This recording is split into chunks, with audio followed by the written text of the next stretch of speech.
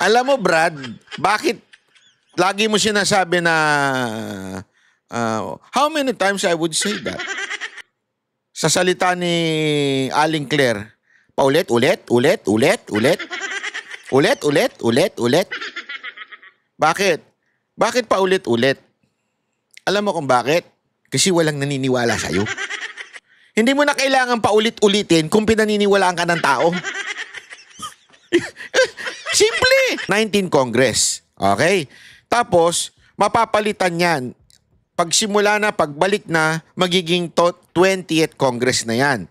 Ibig sabihin, iba yung congressman ng 19 Congress, iba yung congressman ng 20th Congress.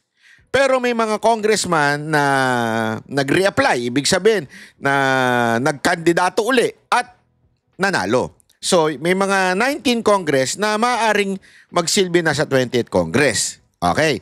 Pero ang punto kasi dyan, mga kababayan, kung ano man ang ginawa ng 19 Congress, yung mga congressman ngayon, hindi na yan makikerry over ng 20th Congress.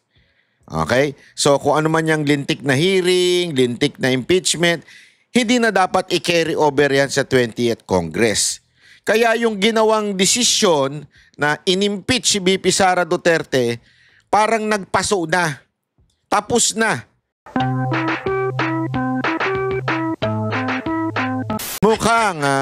Mukhang hindi na matutuloy o baka naman ma-delay, di ko alam, pero ang haka-haka dyan ng ilang mga expert ay hindi matutuloy itong impeachment kasi nga po may mali. May mali ho sa ginawa nitong mga kongresista natin at ngayon ay naiki-question ngayon yung prosesong dinaanan ng impeachment. Naku po.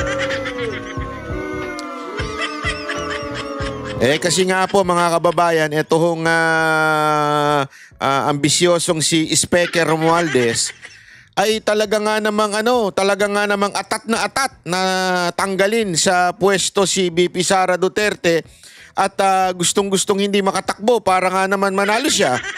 Pero doon siya nagkakamali mga kababayan. Bakit ho kanyo? Kahit hindi tumakbo si VP Sara Duterte, kahit sino lumaban dyan kay Romualdez, talo yan si Romualdez. Yun ang katotohanan, no? Di ba? Ay, nako. Gago! Walang biro. Tingnan mo naman yung kanyang trust rating, napakababa. Bagsak na bagsak, ika nga. At ayon na rin po sa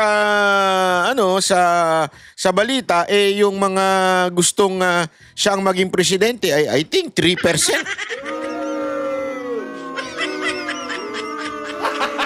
Gago!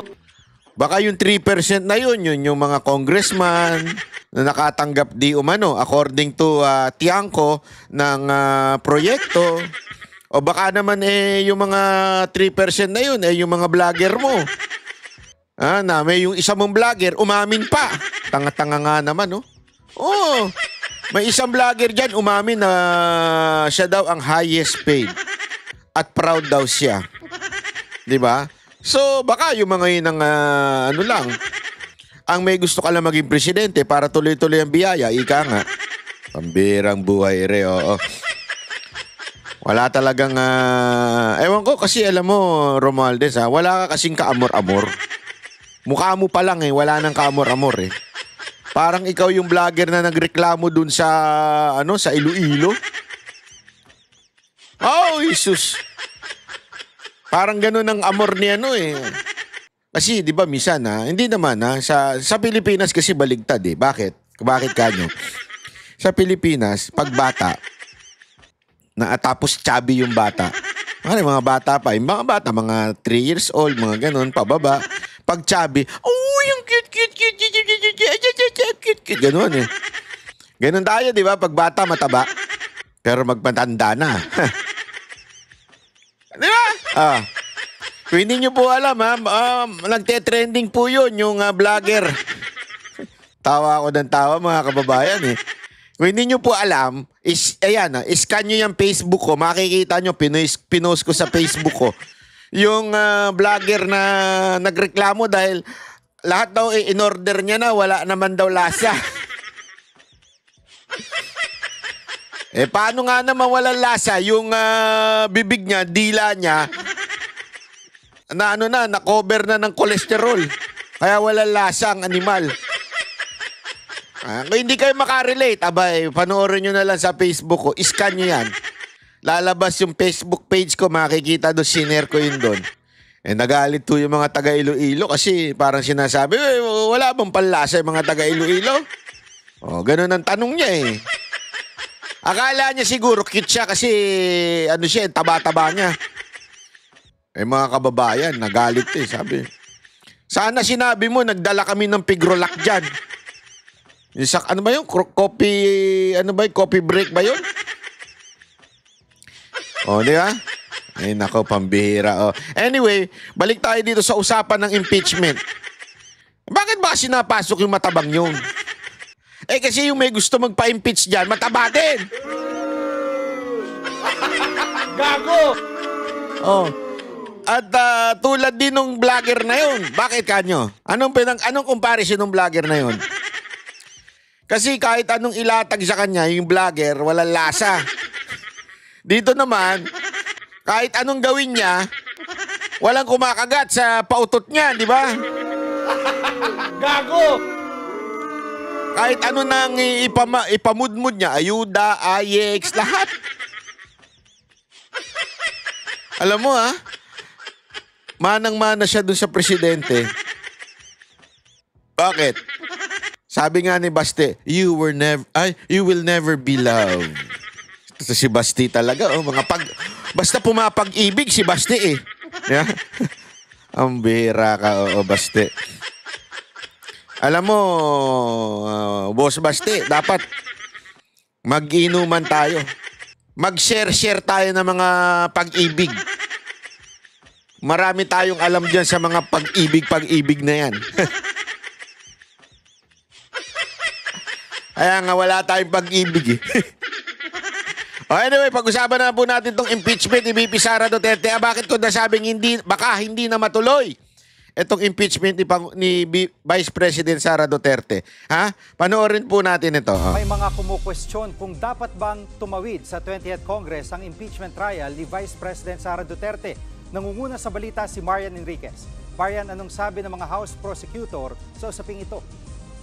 Jiggy, iginiit nga ng isa sa mga House Prosecutor na dapat pong tumawid sa 20th Congress itong impeachment trial ni Vice President Sara Duterte. Yan ay matapos questionin nga kung maaari ba itong tumawid lalo kung nag-umpisa po ang impeachment trial ngayong 19th Congress. Ayon mismo kay Senator-elect at dating Senate President Tito Soto, maaari pa pong magkaroon ng debate kung pwede pa po itong gumulong sa 20th Congress dahil meron pong question kung may jurisdiction ba ang 20th Congress. Yun po yun eh.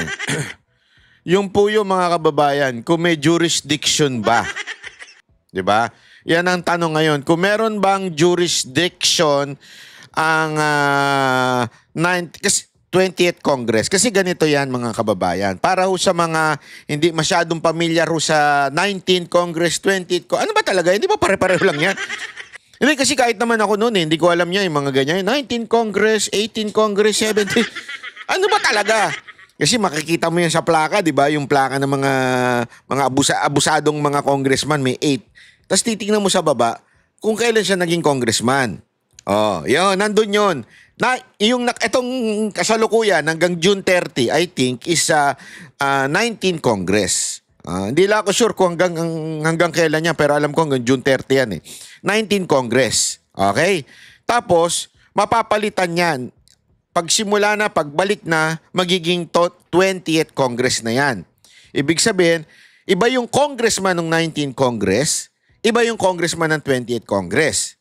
Pero may mga congressman na nag-reapply. Ibig sabihin, na nagkandidato uli at nanalo. So, may mga 19 Congress na maaaring magsilbi na sa 20th Congress. Okay. Pero ang punto kasi dyan, mga kababayan, kung ano man ang ginawa ng 19 Congress, yung mga congressman ngayon, hindi na yan makikarry over ng 20th Congress. Okay? So, kung ano man yung lintik na hearing, lintik na impeachment, hindi na dapat i-carry over yan sa 20th Congress. Kaya yung ginawang desisyon na inimpeach si VP Sara Duterte, parang nagpaso na. Tapos na. Halimbawa, yung sa 19 Congress, di ba, kinulong si Hidalgo, ba, si Grijaldo, yan. Di ba, kinulong siya. Yung utos ng 19 Congress, mawawala na yan sa 28th Congress unless i-renew nila. Okay, unless ganon. Pero, hindi nila marirenew yun kung hindi na, sino bang pumirma nun? Halimbawa lang, si Speaker, napalitan siya. So, hindi na marirenew. Diba? Ganun yun. Maaaring ganun yun. Unless i-renew ng mga kasama. Oh. So, ibig sabihin, mga kababayan, ganun din po sa impeachment. Eh, sa impeachment, hindi renewal. Sa impeachment, dapat na naman nilang pagbotohan.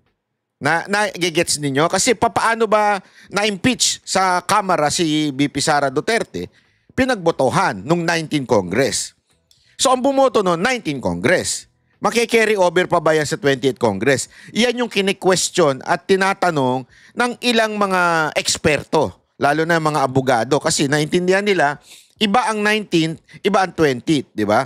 Kaya lang, posible rin mga kababayan, dahil nga po sa, alam mo naman, sa pamahalaan natin, wala nang imposible dito eh. Kahit labag sa batas, eh talaga nga namang susuwayin nila, di ba? Eh yun ang tanong dyan. Pero now, there will be questions kung itutuloy pa ba ang impeachment. Yan o ang ating aabangan. At sa tingin ko parang malabo na. Una-una, ang dami na hong napalitan dyan at baka pa nga mapalitan yung speaker. Hindi natin alam. Paggulong ng impeachment trial na nagsimula po sa 19th Congress. Ayon naman kay isa sa mga House Prosecutor at Iloilo 3rd District Representative Lawrence Defensor, dapat pong magtuloy-tuloy ang paglilitis kay VP Sara kahit pa po tumawid sa 20th Congress. Pero tandaan natin na kapag nagtapos ang 19th Congress, ang nagtatapos lang ang aming legislative power. Hindi na Ito naman yung paliwanag ng isang congressman, okay? Yung legislative power lang daw. tapos ang isang impeachment proceeding na nakahain na sa Senado. Natanong din kahapon si Pangulong Bongbong Marcos tungkol sa impeachment ni VP Sara. Iginit ng Pangulo na ayaw niya ng impeachment laban kay VP Sara, pero hindi niya raw sasabihan ng mga mambabatas kung ano ang dapat gawin. Narito ang kanyang pahayag. How many times do I have to say that? I didn't want impeachment. Walang naniniwala sa'yo. Hindi. Alam mo, Brad, bakit lagi mo sinasabi na how many times I would say that? Sa salita ni Aling Claire, paulit, ulit. Bakit? Bakit paulit-ulit? Alam mo kung bakit? Kasi walang naniniwala sa'yo. Hindi mo na kailangan paulit-ulitin kung pinaniniwalaan ka ng tao. Simple analogy. Halimbawa, may nangutang sa'yo. Di ba? Mara, inutang mo. Halimbawa, utang mo, bayaran ko yan next month. Sure kang babayaran mo yan next month? Oo, sure ka. Sure ako. Hindi nga, basta next month, kailangan bayaran mo yan, ha? Sure ka dyan, ha? Oo nga, kulit mo.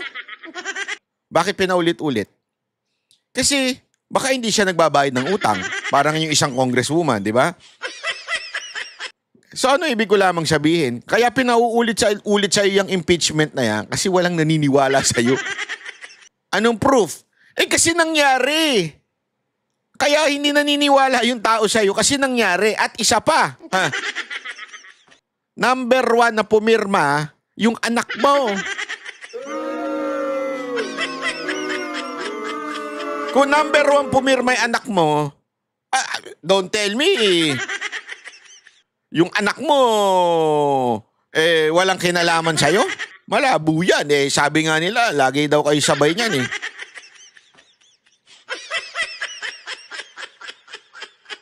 Dumi na naman ng isip nyo. Sabay kumakain. Kayo naman, kala nyo kung anong sabay, ha? Lahat ng kakampi ko sa Kongreso hindi nag-file ng impeachment complaint.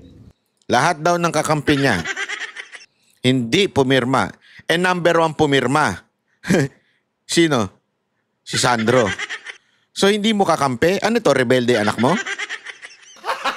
Gago! Hindi, di ba? Simpleng-simple. Hindi mo kakampi, hindi pumirma. O, sabi mo yon. Eh, bakit pumirma yung anak mo? So, ganun kayo? Hindi mo siya kakampi? Huwag na kayo magsama. Ba't tayo sasama kayo sa Malacanang? Panay pa-party nyo? Pictorial pa kayo. Kala mo naman, nasaya-saya nyo. Yung mga nag-file ng impeachment complaint, hindi mo masasabing kaya kong utusan o pagsabihan na ito yung gagawin mo. Sang-ayon naman si Defensor na hindi Grabe, no?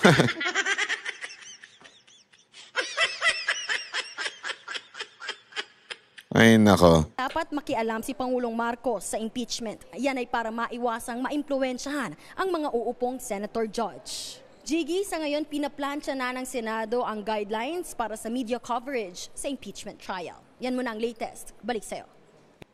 Oh, ayan. So, Marian Enriquez. yan po yung balita na yon na mukhang hindi matutuloy. Kasi nga daw, dahil dun sa may mga question kahit nga daw si Senator Soto, mukhang yun ang dating nung sa balita na yan. Kini-question din yung ano. Actually, una ko narinig din yan na senador ay si Marcoleta. Narinig ko kay Marcoleta yan. Ki-questionin niya ata yung impeachment. Dahil sa una yung proseso, may mali dun sa proseso. Pangalawa, dahil din dun sa ano po, sa 19 Congress yun. So we would see. Kasi ito, maganda tong argumentong inilabas po ni Panelo tungkol po dito sa issue na kung matutuloy ba o hindi ang impeachment. Have you spoken to VP Sara recently? No. No? What do you make, what do you make of the complexion of the new Senate now and the possibility that she may be acquitted is what everybody is seeing based on the numbers? Alam mo, as early as 3 months ago, wala pa yung mga arrest na yan. Tinasabi ko na yan. Hindi ako natatakot yan sa impeachment. Unang-una, may problema ka sa impeachment. May legal issues sa nakapending yung Supreme Court. Kasi nga, yung final nila is the 4th or the 5th impeachment complaint. And that is a violation of the process. Kailangan kasi one complaint within a year. Ilan na ba yan? Ang final nila yung pang-4 o pang-5. Kasi ang ginawa nila, kinosolidate nila yung mga ibang complaints. Ginawa nilang isa. Yun ang final nila. Number 2, the House of Representatives, as I've repeatedly said, So yun, di ba? Isang issue yan yung 4 na complaint, hindi nila dininig yung 1, 2, and 3. Tumalo na kagad sila doon sa 4th, which is mali yun. Di ba? Maling-mali yung ganong klaseng proseso. Dapat dinggin mo muna yung 1st, 2nd, and 3rd. Wala namang record na dininig daw yun. in my show. It's not a continuing body. Natapos sila eh. Hindi naman sila kagaya ng Senado na continuing kasi may 12 na naiwan.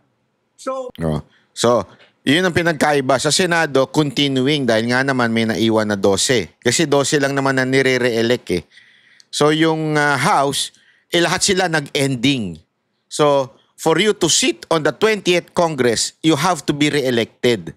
So, ibig sabihin, hindi talaga continuing yung pagdating po sa mga desisyon ng House. may problema ka na naman doon. Wala silang jurisdiction. That is precisely why the lawyers of Inday Sara, including my son, yung anak ko ang nag-umpisa niya, mag-truce na lang tayo. Ina-advise niya, pati yung mga abogado, sama-sama sila. Pwede naman kasi na yung mga senador, pwede nilang i-dismiss dahil wala silang jurisdiction. On the 2 grounds I mentioned. Pangatlo, they will like the truce and dismiss the case. You know why? Because these are politicians. They will not go against the tide. Yung Pilipino ayaw ng impeachment eh. Kaya ayaw nila yung impeachment. Ganon din si Presidente Marcos. Hindi ba sinasabi niya, hindi ako makikilap. O di lang maganda. So you're saying, pag yung bagong Senado nag-convene na, right from the get-go, i-dismiss na? Hindi, yun ang isang option. Yun ang sinasabi ni Inday eh. Yung mga abogado niya, kung maaari, huwag na tayong tumuloy. Pero sabi niya, I don't want a truce, I want a bloodbath. Bakit niya sinabi yun? They started the bloodbath. Siniraan siya ng siniraan. Pinersecute silang mag-ama. Kaya sinasabi nyo, illegal, ganito. O di sige, pakita nyo yung ebidensya at lalabanan namin kayo. Yun lang naman ang ibig sabihin niya. But you know, I've been saying, regardless of the outcome of the elections, walang mangyayari dyan sa impeachment, assuming na matuloy. Bakit? Kasi yung mga senador na yan, they will not risk their political careers. Pag ang alam nila na ayaw ng taong bayan ng impeachment, boboto lang absurdo yan. Tandaan mo, hindi totoo na judges will be voting on the basis of evidence. Kalokohan yon.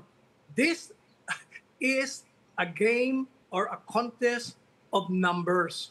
Pag marami sila at nakikita nila na ang tao magagalit sa kanila, tandaan mo nagalit ang taong bayan, bumaliktad, mga bumaliktad kay PRD, lumagapak lahat. O lalo nilang makikita ngayon, ako mahirap ito. Mahirap natin kontra ito. O kaya, na yan. Attorney, on the other hand, maraming nagsasabi, hantayin lang ng taong bayan. Pag nakita nila yung ebidensya, baka magbago yung kanilang isip. You've mentioned that you're... Mas lalo nga sila makukumbinsin na isang malaking katarantaduhan. Bakit parang ganun ang inclination mo na pagka nakita nila ebidensya, mas makikita nilang guilty si VP Sara Duterte? Ako nga, gusto ko nga tumuloy-tuloy yan para malaman talaga ng taong bayan at makita. Kaya nga, mismong si VP Sara Duterte, I want a bloodbath. Na-excite po ako dun Kasi sigurado ako marami siyang pasabog dyan. Gusto niya talaga ng matuloy Kahit nga yung abogado nga, sinasabi nga ni Panelo, kahit yung mga abogado ni VP Sara Duterte, tila ayaw na rin. Parang questionin yung papaano na ipasayan or meron bang jurisdiction ng 20th Congress, whatsoever. Pero si VP Sara Duterte, ayaw niya. Gusto niya matuloy, ibig sabihin. Gusto niya talaga ng bloodbath, di ba? Yun nga po yung sinasabi niya. Kaya sa akin lang ito'y komento ko lang naman. Sa tingin ko, pag lumabas yung mga ebidensya, mas lalong lulubog itong si Marcos. Ngayon nga, lubog na Wala nang naniniwala Mas lalo, tapos sigurado ko, pati si speaker, naku. Lulubog yung mga yan sa Kumunoy. The more that they... Kasi bakit Kumunoy, di ba? Meron tayong concept na pagka Kumunoy, pag lalo kang pumalag, yung Kumunoy, yung mas lalo ka lulubog, di ba? Parang ganun ang ginagawa nila The more na silang pumapalag, nagbibigay ng kanilang mga atake kay VP Sara Duterte, mas lalo sila lumulubog para silang nasa Kumunoy. Uso pa ba yung Kumunoy ngayon? Kasi nauso yan sa pelikula sa Pilipinas Lahat ng Pilipinas, ewan ko natandaan nyo ba? Mga matatanda na dyan. Hoy, makamatanda ka naman banat ba? Kayo mga matatanda, di ba? Lahat ng pelikula ng Pilipino may Kumunoy.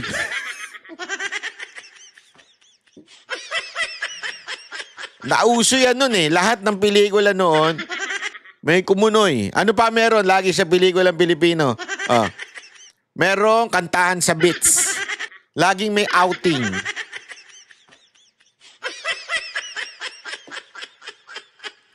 Pero in fairness naman, ngayon medyo nawala na yon. Ang laging meron ngayon, love team. Kailangan, pag pumasok ka, may ka-love team ka. Kaya tuloy pati yung mga vlogger ngayon yung mga influencer ngayon, lagi na lang may ka-love team. Hindi ba nyo kaya mabuhay ng walang ka-love team? Pati yung away ninyo, pati yung pangangalunya ng jowa ninyo, ipopost sa social media. Walang may interesado, pangit-pangit na nga. Kala mo naman si babae, kagandahan din. Walang may interesado sa kawayan ninyo. Nadadamay kami tuloy mga matitidong tao Hindi, alam mo, nakaka-irritay na. Kasi kahit para tuloy sinasabi, kahit pangit ka, magloloko ka. Nasaktan ako doon Sabi ko, anak ng wewe Pangit na nga, tapos madadamay pa. Kayo ng wewe naman, Son, Attorney Paolo Panelo is one of VP Sara's lawyers.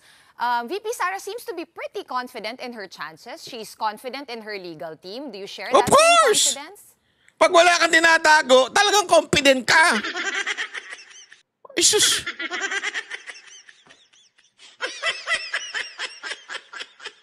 Kung matuloy yung trial, I'll tell you why. From the very beginning, sinasabi kong wala kayong ebidensya. Yung sinasabi nyo confidential funds, ako concentrate kayo sa confidential funds. Eh wala namang ebidensya. Pinapaliwanag ni Inday Sara, hindi nyo pinapakinggan, hindi nyo pinagsalita. Pero ang katotohanan niyan, yung tinatawag na notice sa kanya, na disallowance, hindi pa naman final yun sa how in the world can you introduce evidence that's not even final.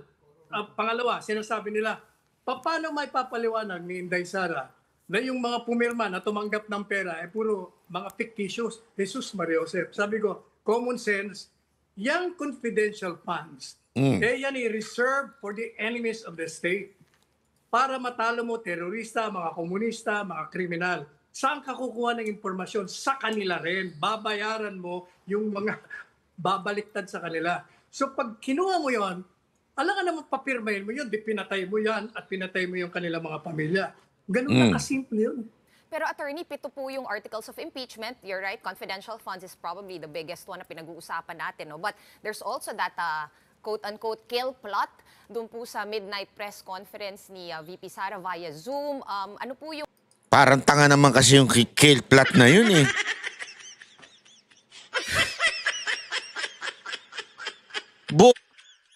Bobo lang talaga maniniwala doon sa kill plot eh. Paano magkakaroon ng kill plot? Buhay pa si VP Sara Duterte. Sinabi niya nga doon, pag pinatay ako, pag patay na ako, patayin mo sila. Patay na po ba si VP Sara Duterte?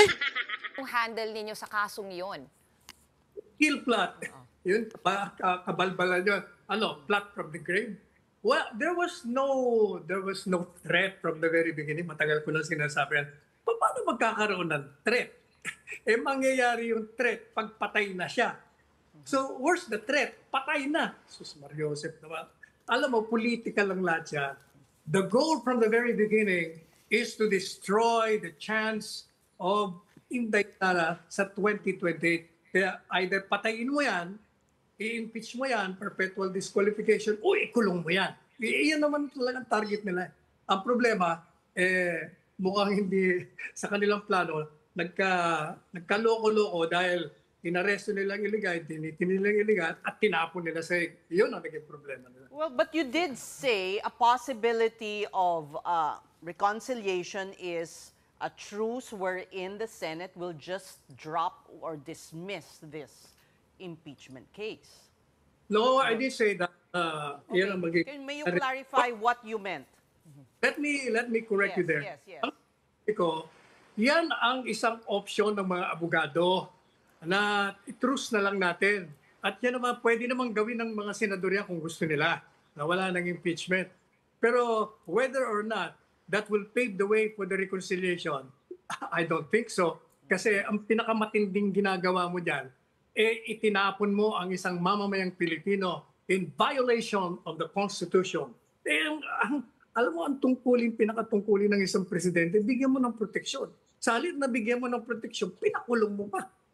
Yun pag-surrender ng sovereignty mo, biro mo. You're a free country, you have your own legal system functioning very well, tapos isusuko mo. And pag tinignan mo ang batas ng Rome Statute, kailangan idaan mo muna sa lower court. Hindi nila ginawa. Pag tinignan mo ang extradition law natin, kailangan idaan mo, hindi rin nila ginawa. O di illegal na illegal. Sobrang illegal. Ayun. So, malinaw ho mga kababayan, no, para lamang po sa ating... kaya nga ho, kasi napakaraming question. Sasabihin natin, di ba? Banat Bay, alam mo naman, sila na ang batas ngayon, di ba? Wala na tayong magagawa kung sila ang batas, kung ituloy nila yan. Oo, pero kahit pa paano, one, it's a political move. Kaya nga kita ninyo yung, hindi ko naman sinasabi na mumulitika si Soto, pero parang gano'n na rin. Nakita nyo yung galaw ni Soto, di ba? Hindi pa siya Senate President. Pero bakit siya nagsasalita na there is a question on the impeachment, medyo kailangan pang pag-usapan, ganyan-ganyan. Alam niyo kung bakit? He is trying to win. the Senate President position. So paano niya magagawa 'yon? Kailangan niya i-convince yung kanyang mga kasamahan na oy, kampi niyo ako. Which is sino yung mga 'yon? Yung tinatawag nating Duterte block sa Senado. Ibig sabihin, it's political. So ganun din po ang posibleng mangyari dito sa impeachment nito. They would decide politically. Ibig sabihin, kung ano yung damdamin ng mga Pilipino, yun ang kanilang pagdidesisyonan. Remember, this is not a court. This is a political court. Kung ano ang politika, nandun sila. Kasi, kaya nga medyo, remember, these people are politicians, meaning, sila po ay ini-elect ng tao. Hindi po sila ina-appoint.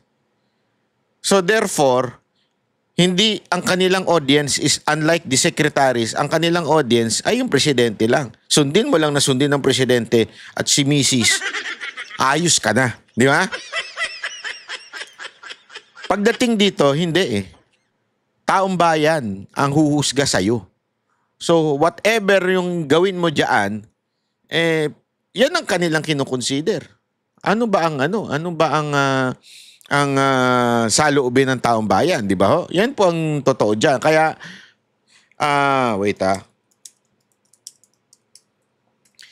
Kaya nga po mga kababayan, mukhang may tsansa na hindi matuloy itong impeachment na ito.